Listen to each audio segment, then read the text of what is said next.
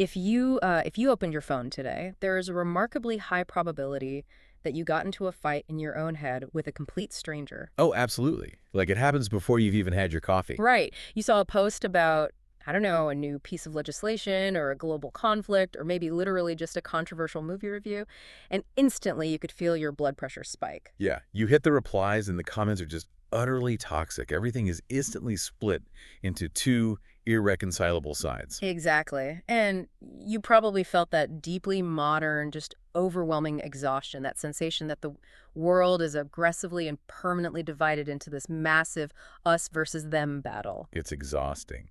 But what if I told you that the reason you are so exhausted by social media today is actually because of a subtle theological and philosophical shift, one made by a French thinker over 400 years ago? I mean, it sounds totally absurd on the surface, but tracing that lineage changes how you view everything, which is the core mission of our deep dive today. Yeah, because we are dealing with a psychological and philosophical mechanism that has been running quietly in the background of human civilization for millennia.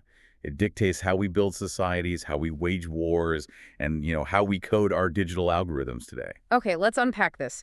We have a fascinating, incredibly comprehensive document as our source today. It's titled, What I Think the Bible Tries to Make Clear and Reflections on the Dualistic Worldview. It is a massive deep dive in itself. It really is. And our goal here is to shortcut your path to being well-informed by unpacking the somewhat intimidating concept of dualism. We are going to explore how this philosophy perfectly explains our modern debates on Twitter, in politics, and basically how we lose our minds during global crises. Because dualism isn't just some fancy academic word.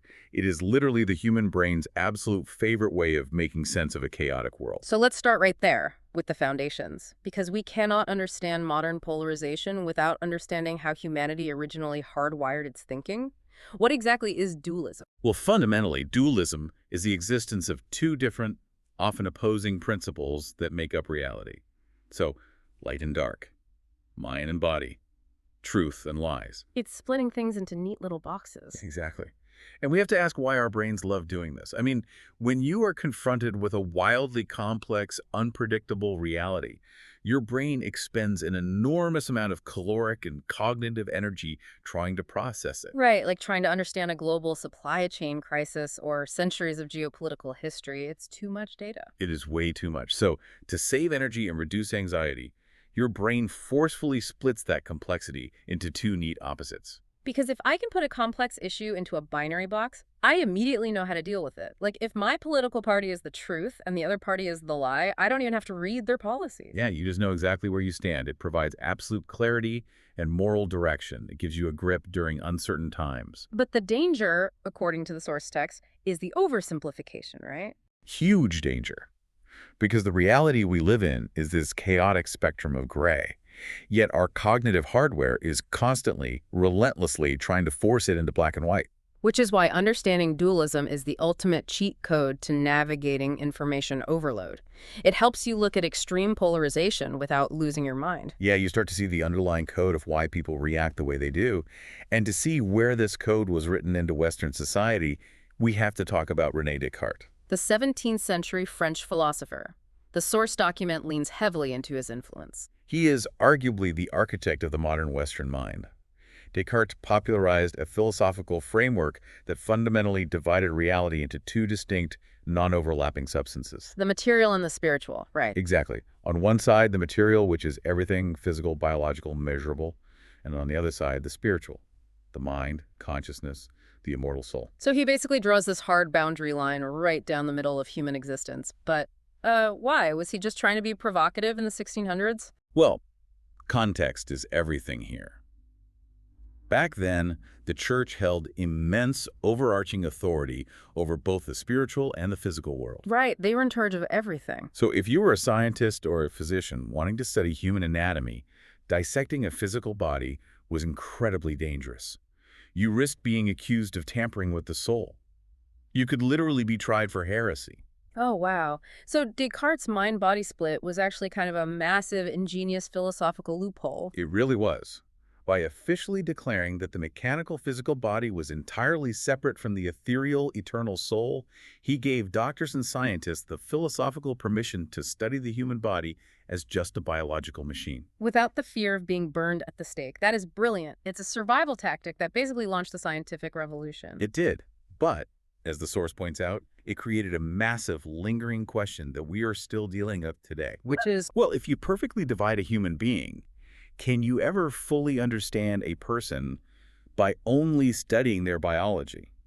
Does this philosophical loophole eventually reduce us to just biological machines? I mean, it's the ultimate laundry dilemma. I like to think of dualism like sorting your laundry strictly into whites and darks. Yeah, I can see that. It is incredibly efficient, right? You can run the wash super fast, but it completely ruins all the gray shirts. You literally don't have a structural category for them, so they either get bleached or they get dyed black. That is a perfect analogy, because Descartes formalized this separation to protect scientists, but he inadvertently set humanity up for a permanent identity crisis. Right. Like, are we just ghosts driving meat suits? Exactly. But the source document also dives into the theological origins, right? It argues this identity crisis goes much further back than the 17th century. Oh, way further. If we look at the biblical origins of human consciousness, specifically the book of Genesis, we find a completely different starting point. Yeah, this was a massive paradigm shift for me when reading the material. The text argues that creation didn't actually start out dualistic. Not at all. It started as a unified, harmonious whole. The physical dirt of the earth and the breath of the divine were completely integrated. So there was no conflict between the human and the divine, or between humans, or even within the human psyche itself. Right, it was a singular, profound unity. In this biblical narrative, dualism only appears after the fall. You know, the story of Adam and Eve. So dualism is basically introduced as a symptom of a fractured reality. It's not the original design, it is the damage. Exactly. It represents a violent break in relationships. What was once unified became fundamentally severed. And you see this fractured imagery running through thousands of years of subsequent biblical texts. Especially in the New Testament, the source text talks a lot about how the narrative heavily uses the concept of light versus darkness, positioning Jesus as the restorative light. Yes. But there is a very specific, crucial nuance to this light versus darkness concept in the text. And it completely changes how you should think about modern conflict. The idea of asymmetrical dualism, right? Yeah. Which is perhaps one of the most misunderstood concepts in Western theology. Okay, break that down for us. What makes it asymmetrical? So, in many ancient philosophical systems, like Zoroastrianism, good and evil are two equal, opposing forces locked in this eternal cosmic arm wrestling match. They have equal weight. Right, like the classic cartoon with the angel on one shoulder and the devil on the other, both yelling at the exact same volume. Exactly. But the biblical view, according to our source, is strictly asymmetrical. Evil, or darkness, is not an equal opposite to God. Because darkness doesn't actually have its own independent substance. It's just the absence of light. Yes, a shadow cannot generate its own energy.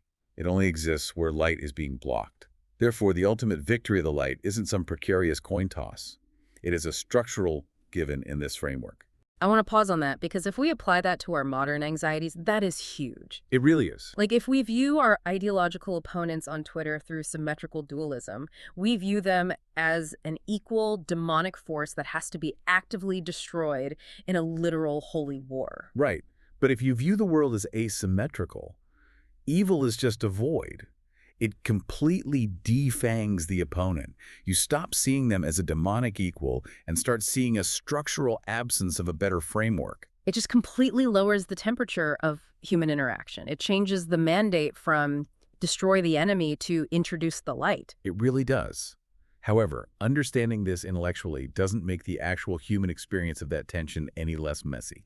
Which brings the source text to the Apostle Paul. Oh man, Paul's writings are basically the ultimate diary of internal spiritual warfare. Yeah, he writes extensively about this agonizing struggle between the good things he desperately wants to do and the destructive things he actually ends up doing. I mean, anyone who has ever tried to break a toxic habit or stop doom scrolling at 2 in the morning can entirely relate to that exact psychological paralysis. We've all been there, and Paul diagnoses this as the battle between the flesh and the spirit.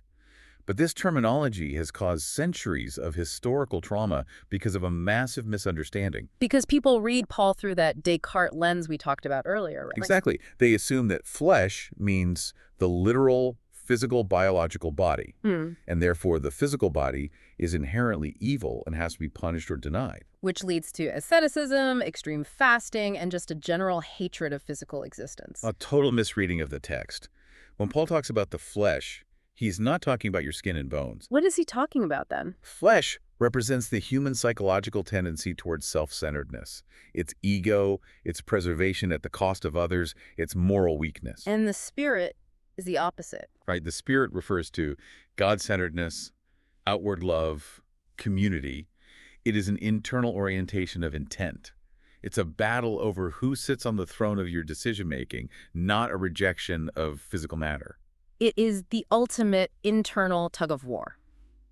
Okay, so we have this foundational understanding. Our brains naturally sort the world into binaries, and it's born out of this deep historical sense of fractured unity. Yes. But the source document makes it clear that the absolute crux of our modern societal chaos isn't just that we use dualism, it's that there are two completely different categories of dualism, and we constantly mix them up. This is the critical category error. Yeah. It is the root cause of our current cultural breakdown. We have to clearly distinguish between moral dualism and structural dualism. Okay, let's unpack these, because looking at the research, mixing these two up seems like a recipe for burning down a civilization. It really is. So let's start with moral dualism. This is good versus evil, truth versus lie. It's deeply relational, right? It's about ethics and ultimate meaning. Exactly. It's the classic battleground of the human conscience. It dictates how we treat one another. The ancient boundary markers for this were the Ten Commandments, which were basically a baseline set of rules for preserving community. But the text emphasizes that Jesus radically deepened this framework, right? He shifted the focus from external compliance to internal intent. He made the moral binary terrifyingly personal. He essentially said that harboring deep, unresolved hatred in your heart is morally equivalent to the external act of murder. So he didn't just want you to not kill your neighbor, he wanted you to actually not despise them. Right, he closed the loopholes. It's not just about what your hands do, it's about what your heart desires. That is the realm of moral dualism. Now, contrast that with structural dualism. Okay, what falls under structural dualism? Church versus state, religion versus politics, the individual versus the institution. And the defining characteristic here is that structural dualism is completely devoid of right and wrong. Wait, really? It has nothing to do with morality. It is purely about different domain, roles, and responsibilities. The classic illustration the source uses is that famous quote from Jesus, "Give to Caesar what is Caesar's, and to God what is God's." Okay, so Caesar represents the political state, and God represents the spiritual and moral realm. Yes. The state's structural function is focused on order, infrastructure, civic law, physical safety. The religious domain focuses on meaning, community care, ethical awareness. There are basically two distinct operating systems meant to run side by side. Exactly. But before we look at how these two systems inevitably crash into each other, the source text highlights a profound concept that disrupts the moral binary entirely. Grace. Yes, grace. Think about it. If moral dualism operates strictly on a binary of good versus evil, then a person who commits a bad act is entirely categorized as bad. There is no gray area. You are just the sum of your worst actions. Right. But grace shatters that binary. Grace introduces the concept that a human being is never fully reduced to their failures. It opens up this vast space for redemption and acknowledging human frailty. It's basically the ultimate de-escalation tool. But on a societal level, grace often gets completely thrown out the window when we commit that category error we talked about. Absolutely. When we confuse moral dualism with structural dualism, Mm-hmm. the stakes become apocalyptic. Because if we treat a structural disagreement like a debate over zoning laws or tax policy, like a moral war of good versus evil, society instantly fractures. Because if a debate over tax policy is suddenly viewed as a battle between light and darkness, your political opponent is no longer just a fellow citizen with a different economic theory. They become an existential demon. Exactly. And you cannot compromise with a demon. You cannot negotiate with pure evil.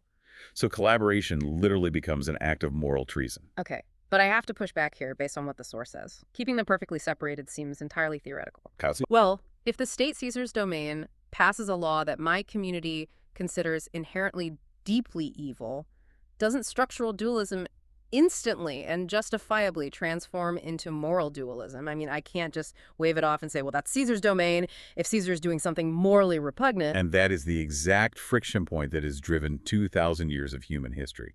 The boundary between structural and moral is not some sterile line in a laboratory. Right. The state makes laws that constantly touch upon deeply held moral beliefs. To understand the catastrophic consequences of getting this balance wrong, the source text essentially treats history as a giant, centuries-long experiment in dualism. And that experiment starts with the early church. Yes, in the first 3 centuries, the Christian community operated entirely on the margins of the Roman Empire. They were frequently persecuted, lacking any political power. So this was an era of pure structural dualism. The church handled meaning and internal community, and the Roman state handled infrastructure and military. Completely distinct domains. Wow. Mostly because the state forced the church to remain outside the halls of power. But then we hit one of the most massive political pivot points in human history, Emperor Constantine. Right. In 313 AD, the Edict of Milan officially tolerates Christianity, and eventually it becomes the official religion of the empire. So the marginalized, persecuted spiritual community undergoes the ultimate paradigm flip and becomes the ultimate political insider. Which completely collapsed the structural dualism. The church and the state just fused into a singular entity. They did, and the psychological shift here is fascinating. When a group that has been historically marginalized suddenly acquires the coercive power of the state, the temptation to enforce their specific moral dualism onto everyone else is almost irresistible. Which naturally catapults us into the Middle Ages. A millennium characterized by this total messy entanglement of power. You have popes raising armies, kings appointing bishops. They are constantly battling for ultimate authority over both the soul and the soil. And, we have to be historically objective here, as the source points out. Right, it wasn't all just chaos. No, this fusion of church and state did provide immense cultural stability. It unified legal codes and preserved knowledge across Europe for centuries. But the cost was pretty catastrophic. Horrific. Because when the state's physical sword is wielded with the church's absolute moral authority, disagreement ceases to be just a civic crime. Dissent becomes heresy. And heresy is punishable by death, fully justified in the name of divine truth. It is the ultimate toxic combination of moral and structural power. Which naturally leads to a massive intellectual backlash. Enter the Enlightenment. Thinkers like John Locke looking at the bloodshed of the religious wars and realizing that combining these two dualisms is destroying both civic freedom and genuine faith. Locke and his contemporaries began laying the philosophical groundwork to forcibly separate them again. They argued the state should only handle civic order and the church should handle spiritual meaning. And crucially, that participation in faith must be a matter of individual conscience. They were basically trying to rebuild that structural wall. But as the text notes, it's never a solid wall, is it? It's more like a chain-link fence. The modern model isn't a total vacuum. The source specifically mentions the Netherlands as a great example of this.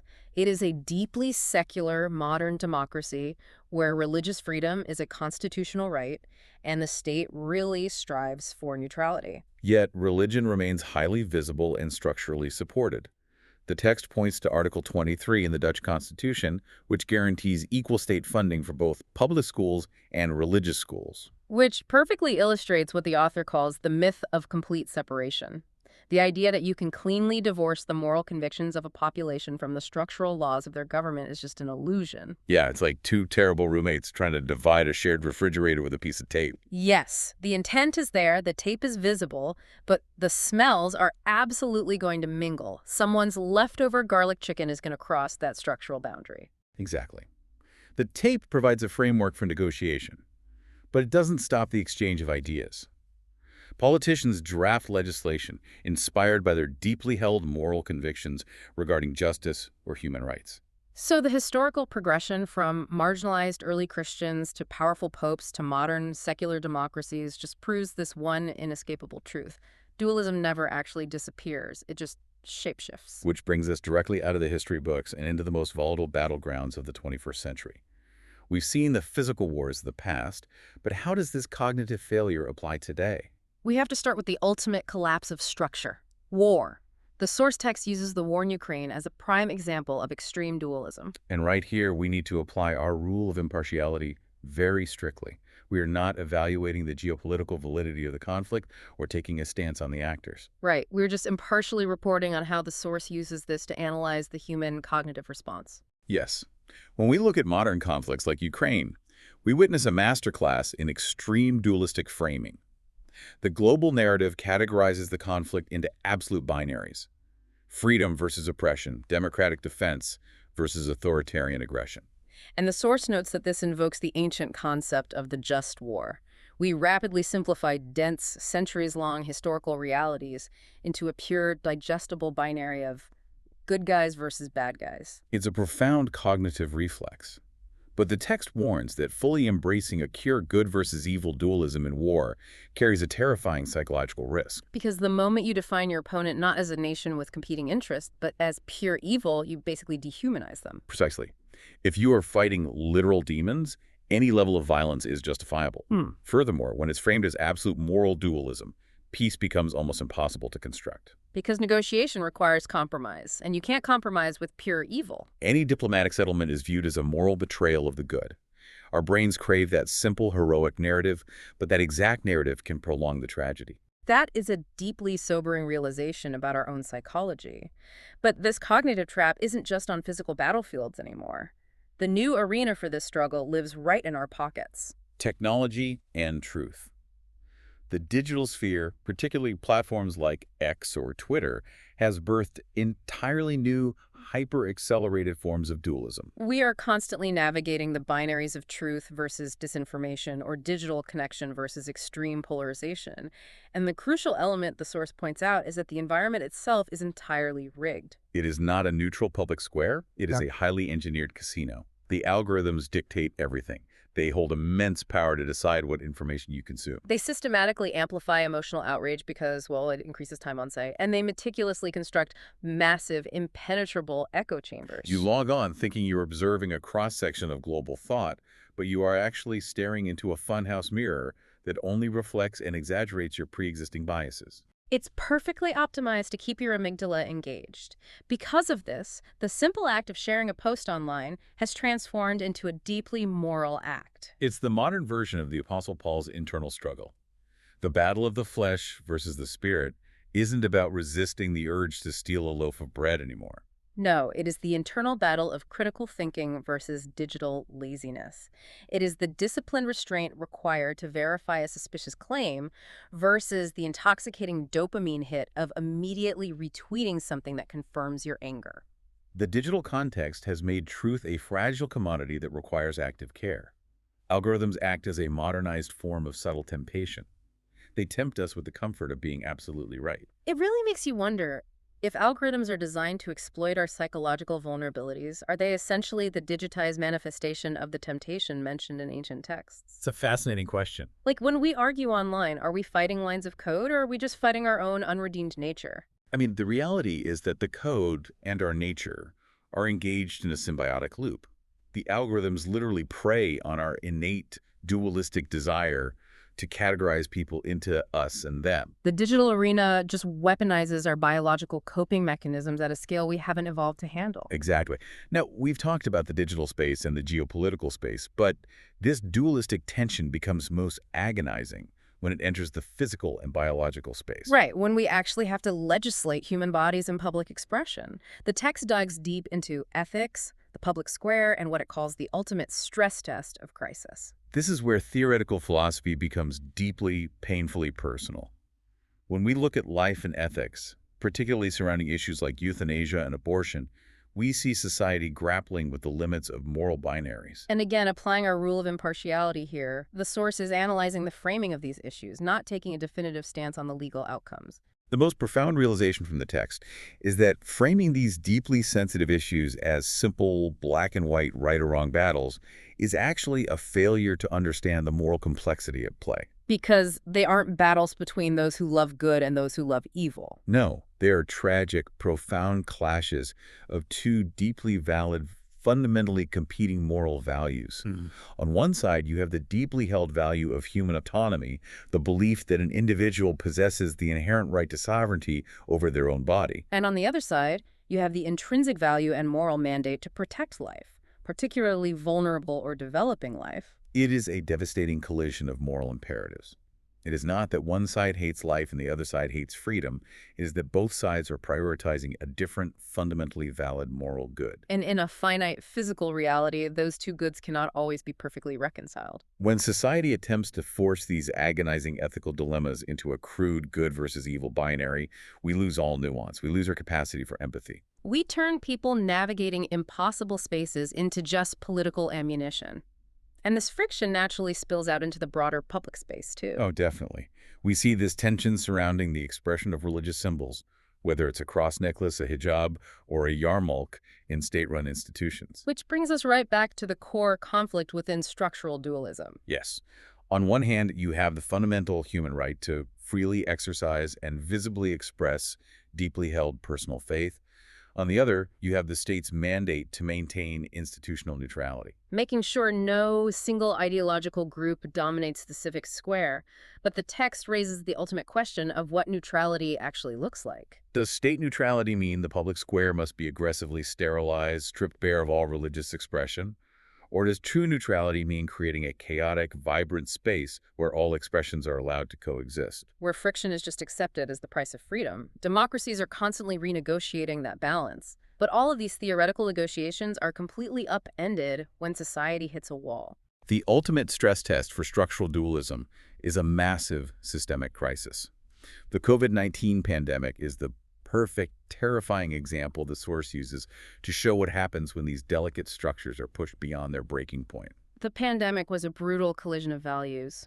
We watched the clash between individual freedom and collective safety. We saw intense, fiery arguments about state overreach crashing head-on into the deeply ingrained human need for physical gathering and community support in a time of fear. Because crises strip away the luxury of polite societal norms.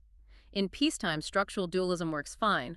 The church and the state politely wave at each other across the fence. But in a highly infectious, lethal pandemic, the state must consolidate power. It has to make central, sweeping rules for public health.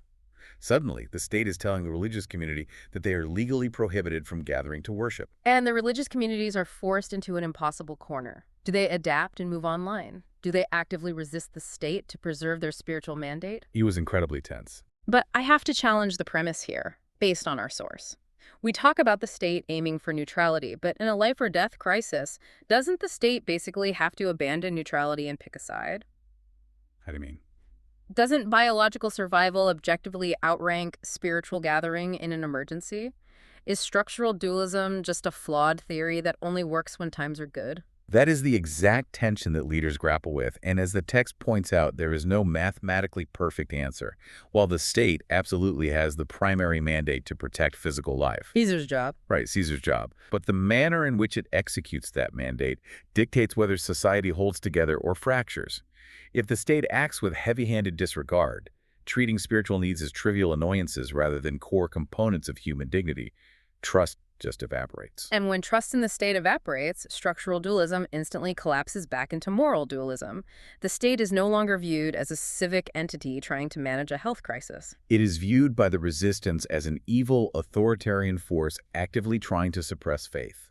But on the flip side, the source talks about the historical model of human dignity, often attributed to the teachings of Jesus, which heavily prioritizes vulnerability and care for the marginalized. Yes.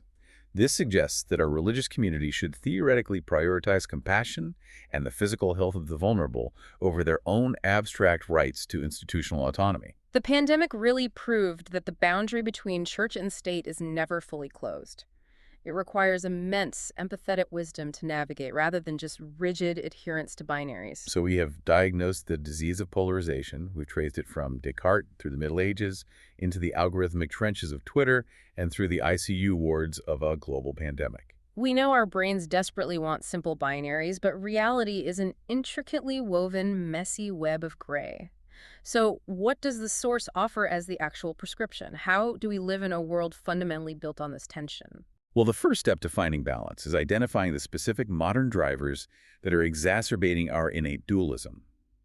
Currently, our polarization is hyper-driven by a toxic combination of three things: extreme individualism, isolating technology, and identity politics. We live in a culture that worships individual autonomy above all else. We consume media through algorithms that perfectly insulate us from dissenting thought. And we have begun to entirely fuse our core identity with our political or social opinions. When you combine those three elements, any ideological disagreement is no longer just a debate about ideas.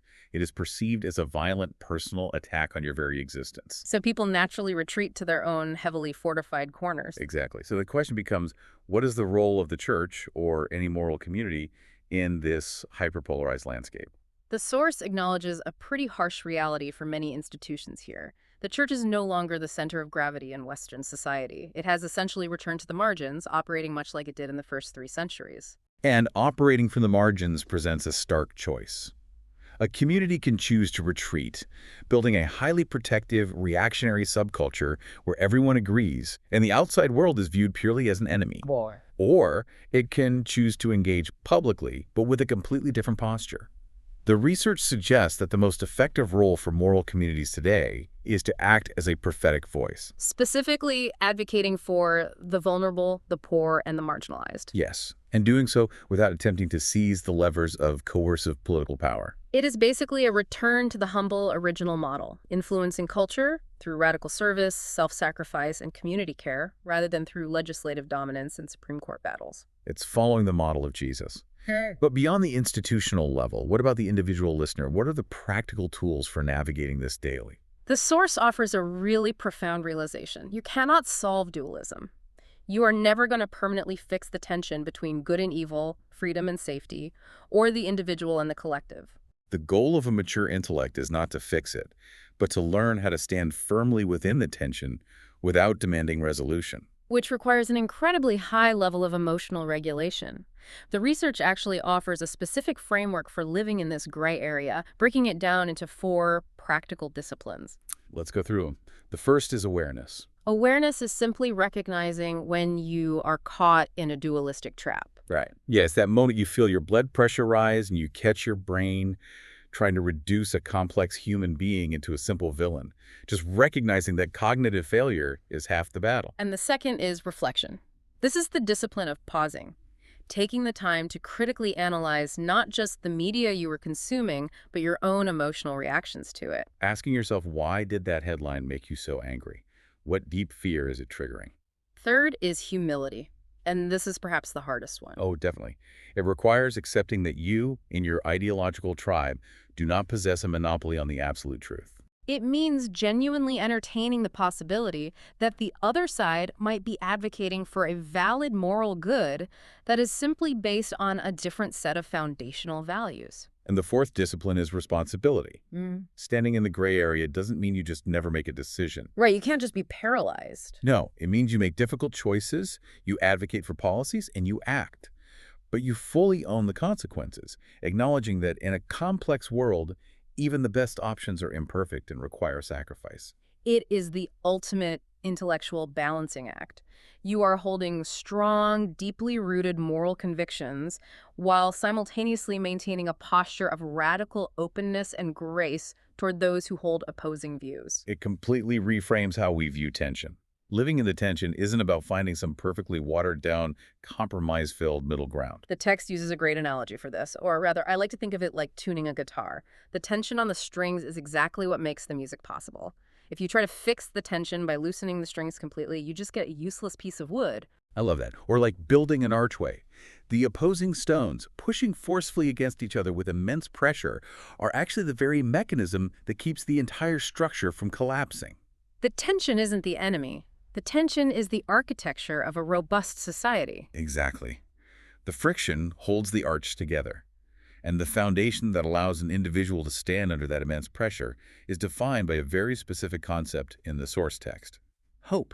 But hope in this context is not naive optimism, right? No, is not crossing your fingers and assuming the arc of history will just magically bend toward justice on its own. Hope is a gritty, profound trust. It is the deep belief that this agonizing tension we are living in is not fundamentally meaningless. It is the foundational trust that ultimately good and evil do not end in a cosmic tie. Recognizing these dualistic traps, whether it is a highly sophisticated social media algorithm trying to manipulate you into profitable anger, or a politician trying to secure your vote by making you terrified of your neighbor, is the very first necessary step to reclaiming your critical thinking. It gives you your cognitive agency back. You literally do not have to play the binary game. We've covered an immense amount of historical and psychological ground today in this deep dive. We really have. We've seen that while our biology desperately craves the soothing comfort of black and white certainty, the true reality, whether we are analyzing the ancient texts of Genesis, the blood-soaked sweep of medieval history, or just the trending outrage on our timelines, is an intricate, challenging, and ultimately beautiful dance of gray. And embracing that complexity is really the only way to engage with a fractured world with any genuine measure of grace, both for the people you disagree with and perhaps most importantly for yourself. It changes everything about how you interact with the world. But before we wrap up, I want to leave you, the listener, with one final provocative thought to chew on. Something that builds on the architecture we've explored today, but pushes it into our immediate future. What is it? Well, we talked about dualism being the human brain's way of categorizing the world, but our modern digital world, the environment we spend most of our waking hours in, is built entirely on binary code. It is literally constructed of ones and zeros. Exactly. It is the purest, most uncompromising mathematical form of dualism in existence. So, if the very fabric of our digital environment is fundamentally dualistic, are we biologically and technologically destined to become more polarized the deeper we integrate with machines? Oh, Or, as we move forward into an age of artificial intelligence, is it actually possible for us to program grace, ambiguity, and nuance into our technology? Think about that the next time you find yourself scrolling, looking for a simple answer in a complex world.